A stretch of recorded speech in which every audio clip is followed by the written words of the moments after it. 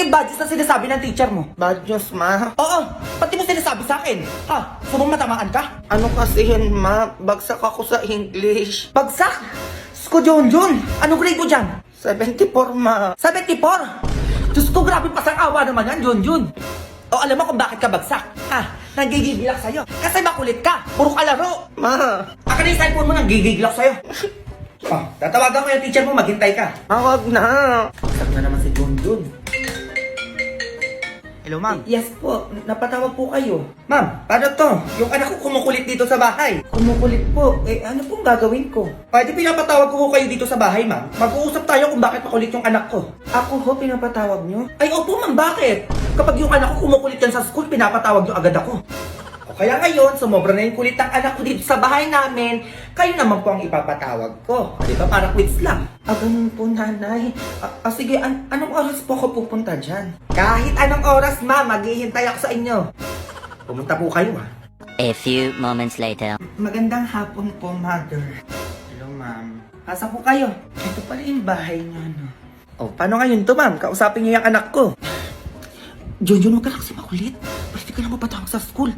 Ano mo pati nanay mo, pinatawag ako dito sa bahay niyo. Eh kasi ma'am, sinabi ko lang naman kay mama na bagsak ako sa English eh. Eh, bagsak kasi, ma'am. Anong dapat gawin doon? Ay, ganito na lang po, nanay. Oo, ipapasa ko na lang po yung anak niyo.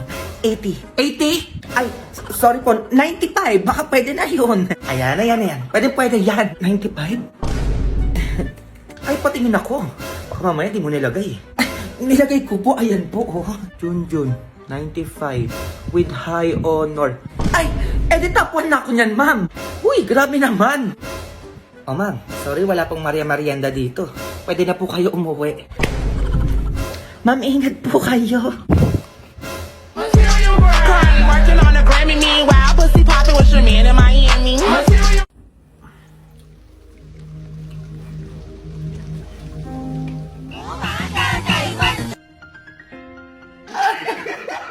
Siya si Super Sandbag. Araw-araw.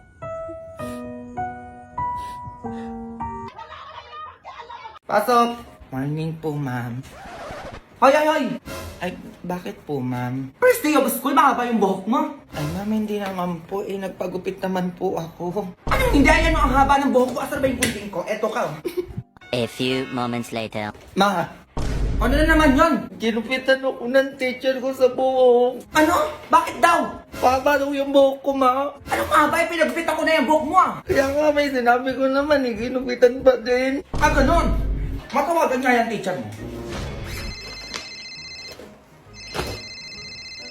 Hello po, madam. Napatawag po kayo. Ma'am, ginupitan mo daw ng buhok tong si Junjun. Ay, opo, madam. Eh, sobrang haba na ng buhok ng anak ko. Hindi nyo man lang pinagupitan. Alam nyo naman, bawal yung mahaba ng buhok dito sa school. Mahaba ang buhok. Sige, hintayin niyo po ako dyan, mama. Teka. Sumunod ka, dali mo. Pupunta tayo sa school nyo. Wait lang, ma'am. Ma'am. Ay, madam, nandyan na po pala kayo. Ma'am, akala ko ba bawal ang mahabang buhok dito, kaya ginupitan mo yung anak ko? Ay, opo nga po, ma'am. Bawal nga po yun. Ay, paano ba yan, ma'am? Mahaba din yung buhok nyo. Madam, saktuan lang naman, oh. O ano din yung gagawin natin sa buhok yung mahaba, ma'am? Tas nakariban pa. Ay, teka lang po, madam. Ano, madam? Walang ganyan-ganyan sa akin. Ano yung gunting mo, Junjun? Gunting, ma. Ito gunting, oh. Madam, konting bawas lang, ha? Konti? Junjun, konting na pa yung binawas dyan sa buhok mo? Mama, mama eh. Mata, edi dapat same lang. Wait lang po, nanay. Equality lang dapat tayo dito, ma'am. Ayan, tapos na. Tapos na po. Ayan, madam. Medyo sakto na po to. Sakto lang. O, di ba maganda? Ay, opo, madam. Sobrang ganda nga po. Lalo na po yung bangs. Pantay na pantay po. Paano ba yan, ma'am? Uwi na ako. Sige po, madam. Ingat po kayo sa pag-uwi. Working on a Grammy, meanwhile, pussy popping with your man in Miami. Asan yung meteor dyan? Te, akala ko ba alas 4? Mag-aalas 6 na, kanina pa ako dito. Wala eh. Kahit isa di ba lang nagpakita, be? So it's a prank yun, ABS. Umaga na wala pa din. Actually, alas 2 pa lang naghihintay na ako, te. Nakutunan naman ako, puta. Putang ina, sana natulog na lang ako. Grabe ang yayaman nyo. Ay naku, Mari, oo nga eh. Hindi ko na nga alam kung saan ko gagastos yung pera ko dito eh. Ay ako din naman, Diyos ko eh. Piling ko mas mayaman pa ako sa isa dyan eh. Ay sige, wait lang mga Mars ha. Mag-away muna kayo dyan. Nak, huwag ka muna pumasok. Bakit naman, ma? Nandiyan yung dalawang sobrang yaman mong ninang na si Glendo at si Josmar. Kaya kailangan mo ulit magpanggap. Sige ma, ano yan? Hello, napasok mo na ba sa bangko ko yung 50 million? Kasi pang giveaway ko lang naman yun eh. Hello, pasukan nyo ako ng 60 million sa ATM ko ngayon na. Ipang giveaway din natin yun. O, alam mo na yung gagawin ha? O, sige ma, kayang-kaya ko yun. Sige na, lumabas ka na. Mga Mari, umalis pala yung mga driver nyo? Ay, yes, oo, kasi inutusan ko yung driver ko na pasukan ako ng 50 million sa ATM ko. Yung driver ka naman, pinapunta ko din sa bangko para pasukan ako ng 60 million sa ATM. Pang giveaway lang yun. Tapos pinapunta ko na din siya sa binili kong mansyon. O, dalawa yun. Eh, may inarkila kong kotse muna para makaalis na tayo.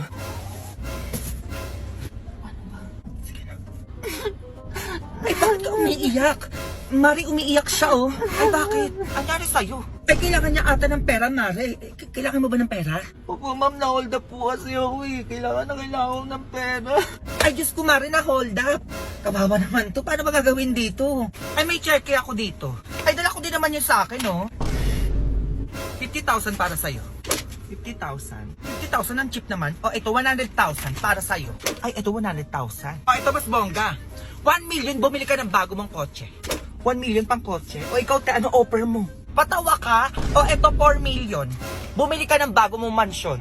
Ay, 4 million ka, te. Paano ba yan? Ayun lang. Go, gagawin kitang CEO ng Mimayako business ko. 100 times na mas effective kaysa sa isa dyan. Ay, wag ka doon, be. Dito ka sa akin dahil gagawin kitang owner ng Kayagako business ko. 1 million times effective kaysa sa mga kung ano-ano dyan. Totoo po ba yan, mga ma'am? Yes! Oo naman, mukha ba kami nagbibiro? Glendo at Josmar, gumawa na ako ng kasulatan para totoong binibigay niyo talaga kay Kuya Driver lahat ng sinabi niya. O, Glendo, pirma ka dito.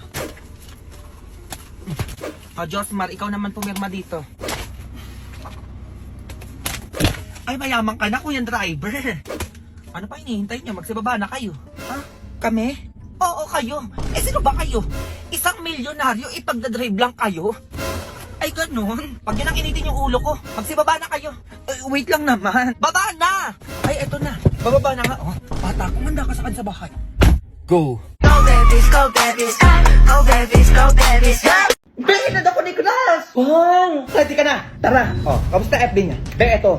Family oriented. Check. Be, magaling din sumayaw at kumanta. Check. Be, i-video mo ko. Kailangan niya akong mapansin, Be. Okay, go. Ayan! Pa! Ganyan nga, Be. Ayan, Be, ganyan nga. Sobrang perfect yan. Gusto ko yan. Oh, eto, Be, natutupi naman ako. Oo, Be, pero pagod na ako eh. Ay, Be, video mo ko habang nagja-jogging. Di ba naman yan? May paganon pa. Gandaan mo, Be, ha? Sige na, bilisan mo. Sobrang saya mag-jogging. Ayan, oh. Be, dito naman tayo. Di ba naman yan? Pagod na ako. Be, ayan lang. Pagod ka na agad. Oo, Be, bakit ikaw good vibes pa din at maraming energy? Bukod sa inad ako ng crush ko, naka-multivitamins plus zinc, Energon C plus kaya ako.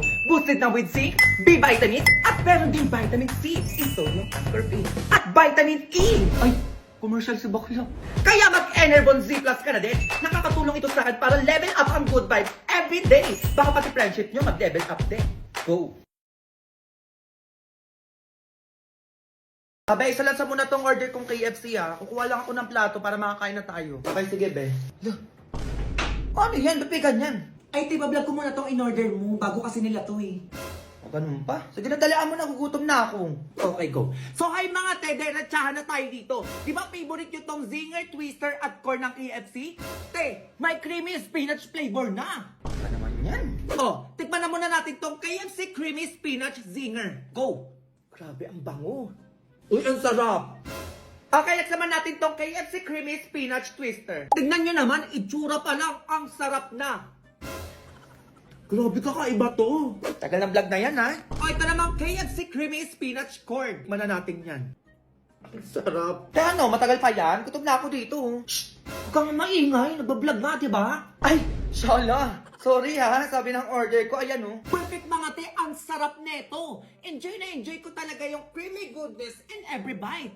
Diba be? Sige be, tagalan mo pa. Kaya kung gusto nyo rin neto be, pwede din kayo mag-order through KFC Dine-In, Take Out, Delivery, Web, App, Hotline, Drive-Thru, Park and Go, Grab at Food Panda. Pero CR lang ako ha, yung order ko, oo, tiran mo ko dyan.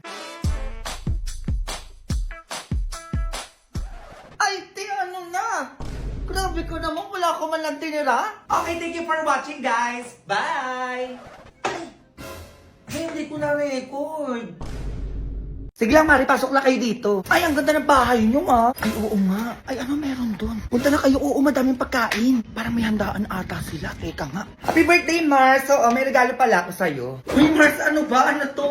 Ay, gaya-gaya din ang regalo. Grabe naman. Happy birthday din, Mars! Happy birthday din, Mars! Ay, salamat. Mars, baka pwede makahiram ng walis po. Nasira kasi yung walis ko, eh. Ay, oo naman. Nandyan sa labas. Sige, kunin mo na lang. Oh, sige. Ay, may Shanghai dun, no. Ay, alis na pala ako. O, ano na yung gift mo, Mare? Sino ba yun? Ay, ano to, Mare? Teka lang. Binalik ko na pala yung walis mo. O, ayun o, nilagay ko na dito sa labas. Sige, dyan na lang. Ay, ano pala yung handa niya? Ay, oo, ayan lang. Ah, mukhang masarap pa. Ah, sige na, alis na ako, ah. Oh, eto na nga, Mars. Sige na, ilabas mo na yan. Kanina pa, hindi matuloy-tuloy. Ah, dali, ano yan? Mars, wait lang. Oo, balik ko na pala itong platong hiniram ko sa'yo. Plato? Eh, parang wala naman ata ako pinahiram na ganun. Ay, kompleto naman yung mga plato dun, ma. Ano, totoo ba? Eh, kanino to? Ay, wala po kaming ganyan. Oo, hindi sa amin yan, Mars. Ay, ganun ba? Ay, Mars, lagyan mo na lang na Shanghai dito. Oh, ayun no, yung medyo nakatago doon. Oh, para hindi sayang yung punta ko dito. Ay. O sige, teka lang ha. Okay, yung dalawa. Ba't kayo nandito? May dala ba kayong pagkain dyan? Ay, huwag mo kong inaano. Meron talaga akong dala dito na hindi mawawala sa handaan. Oh, Mare! Pansit! Oh, siya meron. Eh, ikaw. Aba, malamang huwag niyo kong inaano dito. May dala din ako, no? Mas masarap pa na madala sa handaan. Menudo. Ay, meron pa akong ibang dala dito, Mars. Ay, ako din, Mars. Siyempre, ako magpapatalo, no? May iba din akong dala rito. Ay, ano ba yan? Itong dala ko, Mars? Matutuwa ka, Mars. Kasi favorite natin to. Yung dala ko, Mars, natatandaan ko, mas favorite mo to. Eh, ano ba yan? Ilabas nyo na kaya? Gustong-gusto mo to, Mars, oh. O yung amoy pa lang, ang sarap na. Ay, eto, Mars, na nasabi ko sa'yo. Pinaka-BPS na natikpan natin. Parang alam ko na yan. Eh, ano ba yan? Hamburger. Ay, ayun, sabi ko na nga, pre. Meron din ako dito niyan, no? Oh, hindi to mawawala sa birthday yan. Kasi sinasabi ko sa inyo. Favorite ko to, eh. Opo, syempre, people's choice, eh. BPS pa. Tapos lang, ang sarap. Yung amoy pa lang, ang sarap na. Ay, nandito ako. Baka gusto nyo naman akong bigyan. Masyado na kayong masaya dyan. Be, ano? Parang di na pinupost si Christine yung jowa niya. Oo nga, no. Si Teresa din, Be, napansin ko din. Ay, pati din pala si Maria. Wala na rin po sa jowa niya. Ay, si Tony din, Be. Last kita ko na pinost sa yung jowa niya nung August pa last year. Bakit kaya? May something. Ano, Be? Tara? Tara.